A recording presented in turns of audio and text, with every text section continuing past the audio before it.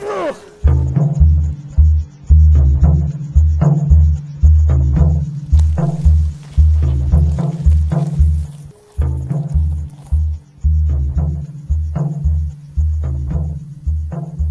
now you're at a Repticon reptile show where people come around from all over different areas and they sell their animals, they share their animals, their stories, their experiences, and it brings a lot of people that's in this industry and hobby together.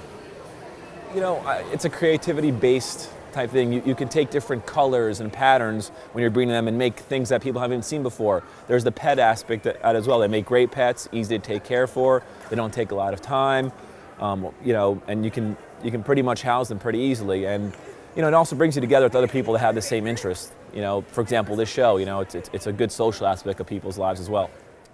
You know, in my opinion, exotic species get a very bad rap. They make a great news story, and it's usually taken out of context or it's overblown. In other words, to demonize it makes a great story, so for the press, why not? They were literally blown into the Everglades. When you have an 8-foot python or 18-foot python, it's hard to keep them indoors. So most people keep them in outdoor caging.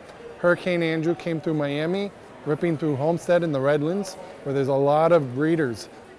Since then, these animals that could survive our climate have bred and reproduced.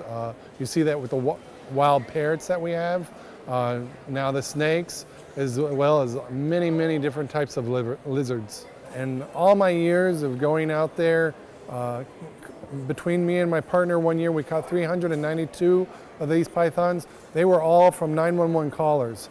We were able to catch them safely and put them in captivity.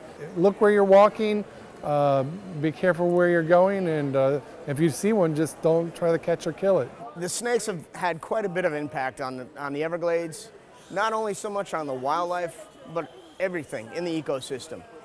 It's an animal that doesn't belong here, and unfortunately it has had some impact on it as far as for eating the wildlife that normally wouldn't be preyed upon, or, you know, living in areas and driving out other animal that would normally be there. So it does create an impact.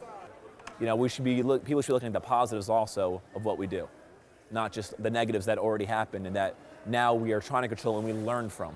Education is a key part, and when I talk to people now, the responses and the responsibility questions I ask them are usually perfect. I mean, they know exactly what they're getting themselves into. I talk about size, feeding, lifespan, all that stuff, and they all know that they could come, if they do want to get rid of something, I always say, give me a call. People are educated, I think, now to know that you don't have to release it, that you can easily get rid of it.